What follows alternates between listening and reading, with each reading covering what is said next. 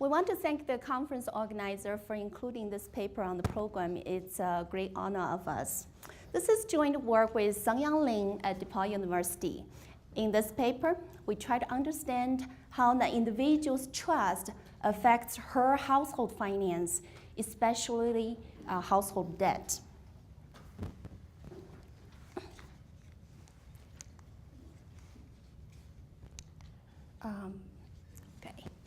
The level of an individual's trust depends on two factors. The first factor is the objective trustworthiness of the party receiving the trust. For instance, many of us would trust depositing with a reputable bank. However, there were few of us would trust playing the 3-card game on the street.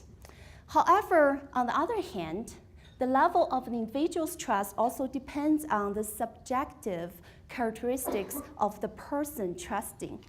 While most of us are fine with depositing with the bank, however, some of other people may prefer shoeboxes because they're simply not trusting of others in general. So in this paper, we are going to focus on the second effect of trust.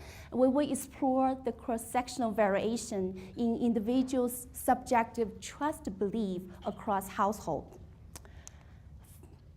Following the Guinso, Sapienza, Zangala's paper in Journal Finance, we define trust as the subjective belief one has towards others to return the fair return in a contract. And in their theoretical framework, if a person is full trusting, he's going to believe 100% of the promised return will be delivered in full. However, for a person with reserved trust, she will assign a positive probability P to be cheated, under which case he will lose all of the investment.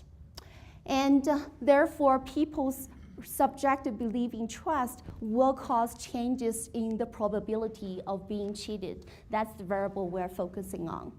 In our sample, we have a cohort of 7,600 representative Americans asked the following question about trust in 2008. Generally speaking, how often can you trust other people? There are 5 choices: never, once in a while, about half of the time, most of the time, and always. We code the responses in 5 levels of trust, with 1 indicating never, the 5 indicating always. So we have a measure of intensity of trust across household finance. In our sample, the mean of the trust level is about 3, and the standard deviation is about 1. Please note that this question does not ask specific trust about banks, the financial market, etc. So it's a question asking about the generalized trust. So that's something we're focusing on. As you can see that in our sample Americans, most of the people have trust level in the middle 3 levels. And there are very few have the extreme level 1 and 5. Then we link this trust measure to various aspects of household finance. We first look at household assets. We sort the individuals into 2 groups. Those relative to the mean trust level. Those with the trust level 3, 4, 5 are assigned to the high trust group. The remaining are assigned to the low trust group. Then we find that there are sharp differences between the high and low trust group in terms of the retirement saving assets and net worth. Specifically, the high trust group has nearly 200% more retirement savings than the low trust group, 85% more assets, and over 120% more net worth. So this is telling us high trust is associated with greater savings, assets, and net worth. When it comes to the debt part, we look at 5 dimensions of debt variables. What we find is the high trust group on average, have 45% less likelihood to be in debt, which refers to negative negative net worth of the household. Also, the high trust group have 30% less likely to miss a payment or late in payment, 21% less likely to have ever filed bankruptcy, 47% less likely to have gone through foreclosure between 2007 and 2010, and also they have 35% less leverage. So those simple sorting tell us trust is also associated with less problems with debt, household debt management, and less leverage. So those are the baseline finding of our paper. But what's the story? How do we understand this relationship? Here is our interpretation. When it comes to assets, it's just very straightforward reasoning. If a high trust individual believes that the probability of being cheated will be low, he will assign a higher subjective expected payoff conditional on the objective payoff. Therefore, a high trust individual is more likely to take on profitable investment opportunities, earning risk premium, therefore accumulate more debt, more assets and net worth. However, when it comes to debt, and our story for explaining finding is based on the strong correlation between trusting and trustworthiness. Okay, notice that the question we have asks people about their generalized trust. When people ask that question, the intuitive response is to predict how they would, yes? So what about the fact that there could be differences in productivity? Productivity? So what were the case that people who trust earn more money and therefore have higher assets? It's a great question. Yeah, it's a great question about reverse causality. We will devote many slides to discuss that point if you can hold on to that question. Thank you. Okay, so intuitive response is to predict how they would behave under that scenario, meaning they will extrapolate their own belief, their own trustworthiness to predict the other people's trustworthiness to form the priors on trust. And if that's the case, trustworthy people will be responsible in making debt decisions, will try to avoid default on conditional on debt. Ex ante, they will try to avoid taking excessive debt that leads to less debt problems. That's our reasoning. However, we also understand someone may argue the opposite way. Because one may argue that, oh, maybe someone is more trusting, therefore he take on more financial contract, ending up in over-indebtedness, okay? And maybe maybe trustworthy people, they have more credit available and it's cheaper because people are willing to lend to them. So those arguments will predict instead a positive relationship between our trust measure and the household debt problems or level of debt. But that's not what we find in the first order effect. We will show later on that's the second order effect. But at this point, the baseline results shows that this negative relationship dominates, suggesting our story of trustworthiness is at work, okay? So far I have presented our main findings and our main story. In the next part of the talk, I will position our paper against the literature and talk about the reverse causality problem. So we're not the first one to study trust. As a matter of fact, there's hundreds of papers, especially in economics, that have studied the effect of trust on aggregate economics and financial development and financial outcomes. And usually they find a uniform positive effect, okay? But when it comes to individual level of trust, there is limited research. And we know of 2 papers in economics linking trust to the likelihood and someone becomes an entrepreneur, and also the income. And there are also only a few papers studying individual trust in relation to financial performance and decisions. Those are the 3 papers we are aware of that publish and have linked trust to various aspects of personal finance, including enrollment of 401k plan and stock market participation and asset allocation, as well as loan repayment in the microfinance program. However, as you can see that all of the evidence are either from a small sample of U.S. households or from foreign households. And also they're looking at slices of personal finance. In contrast, our paper used a representative sample American household with over 7,600 individuals. And we look at comprehensive aspects of debt and assets, especially household debt. It's a crucial and important topic to understand in light of recent financial crisis.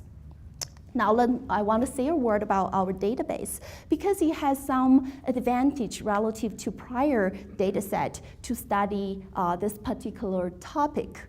Our database is from the 1979 National Longitudinal Data Survey of Youth, which is known as the best longitudinal data in the US due to its exceptional retention and response rate. And in our data set, a cohort of Americans, they started to be interviewed from 1979, and they were tracked every 2 years, once every year, until 2008. In other words, we have the lifetime experience of nearly 30 years, which allows us to deal with some of the alternative explanations that have perplexed the literature.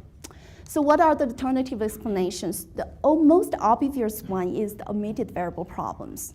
And fortunately, our data set gave us a wide range of variables to control to assess the incremental effect of trust on household finance. Those controls we gathered are from, for instance, income, various demographics, and the employment, whether they work in the finance industry, level of education, and also their cognitive ability test score, and various measures of the preference from risk aversion to savings in patients, and also geographic location where they are now.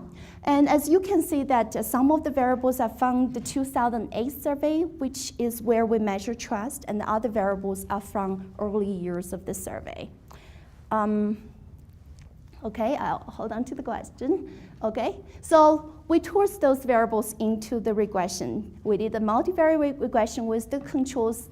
As you can see that the effect, the negative relationship between trust and the debt variables continue to be negative and is statistically significant. And also there's continue to be a positive and significant relationship between trust and asset variables. So our main results do not change with those controls. Let's talk about the marginal effect relative to the mean. A 1 standard deviation shock to trust leads to somewhere between 10 to 40% reduction in the likelihood of running into a debt problems, a reduction about 15% of leverage, and about 10 to 13% increase in assets and savings. So those are economically significant numbers. Now I want to show you the full specification. Maybe it's very difficult to see, but if you focus on the stars, which indicates the significance, and hopefully you can see that actually trust is the only variable that has significance at 5% level or better in all of the regressions. Okay, the next variable that's very important are income or savings preference and math ability, but other variables all have mixed significance across different Y variables. So that's how we deal with the omitted variable problem. It's not perfect, but with such so many controls, at least we show that trust still have significant marginal effect. The next obvious alternative explanation, which is Jonathan's question, is reverse causality. So the story is very simple, right? You can have trust that cause economic and financial success. However, since trust and financial variables are measured in the same year, it could be also its economic and financial success that causes trust to grow. Okay, so that's the reverse causality problem we'll try to deal with it here. Okay, and this is actually a challenging issue to prior literature because most prior papers have only snapshot data. So what they can do is usually instrument trust with religion or ethnicity. Okay, and some other papers do not attempt to address this problem using instrumental variable at all due to data limitation.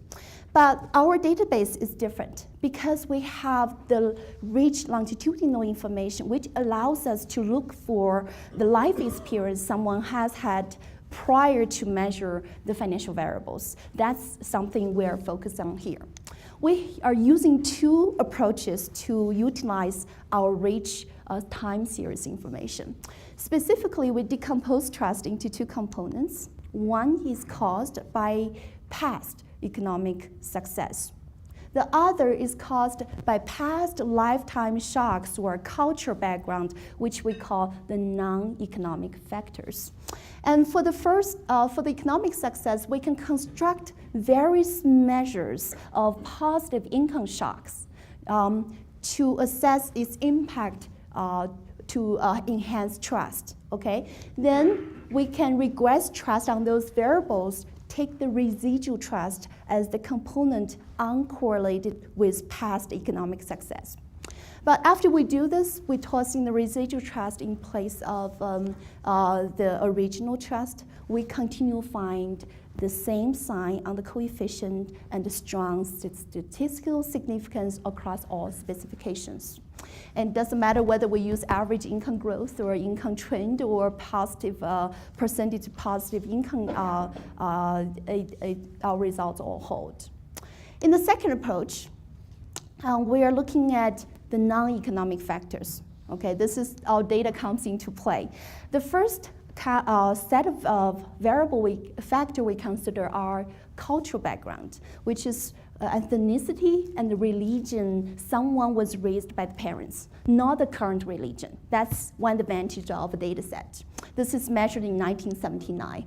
The second set of factor we consider is life experience that shocks to dampen someone's trust. For instance, marriage trauma, which is defined as the loss of spouse or ever separation or divorce in marriage. And this is measured up to 2006, and we will control for the current marital status in our regression in that variable.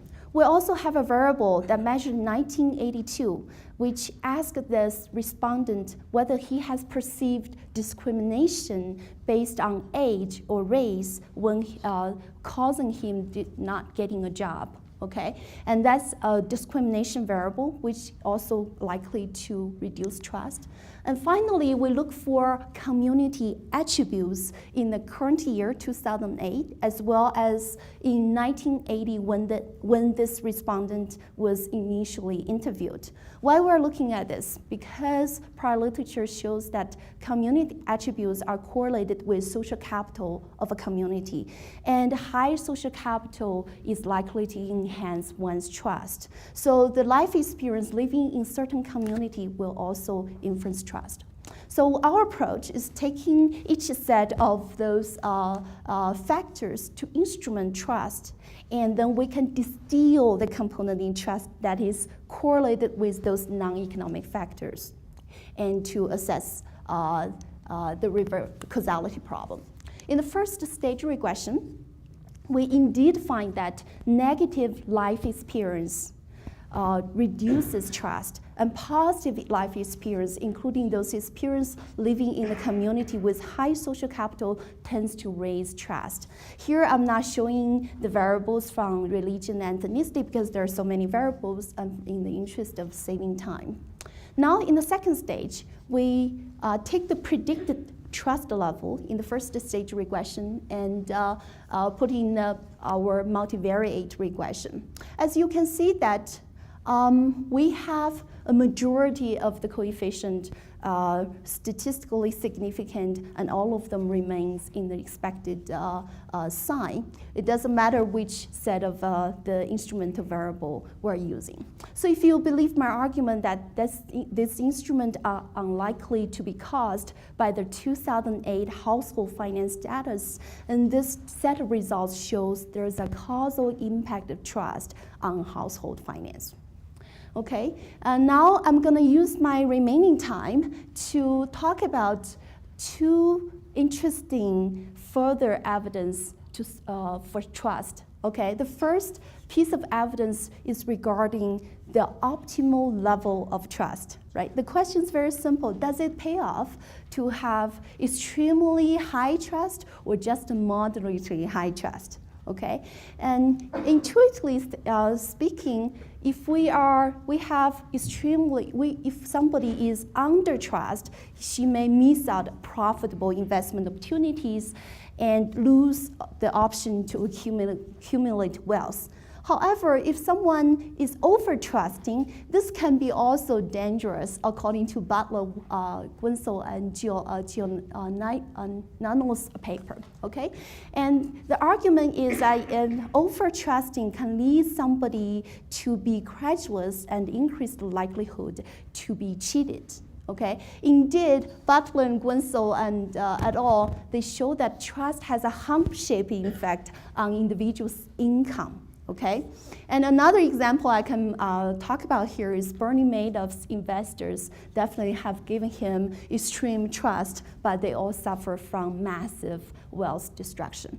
Okay, so we're taking this idea to the test. Okay, we are focusing on comparing each level of trust and their effect on household finance, especially those two extremes. 5%, 2% says always, and 1% we never trust anybody.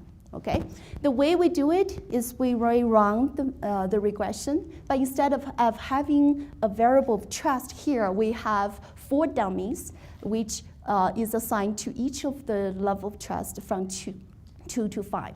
So the coefficient here basically compares the effective trust for this particular level relative to level 1. Okay, so I'm here presenting a relatively clean results from regression without controls. Okay, but with one control, the results are quite similar. Okay, now you can see that indeed we find there's a hump-shaped effect of trust on assets and retirement savings, and the positive effect of trust peaked in the level 4. And drastically reducing level 5. As a matter of fact, there is no statistical significance between level 1 and level 5. Okay?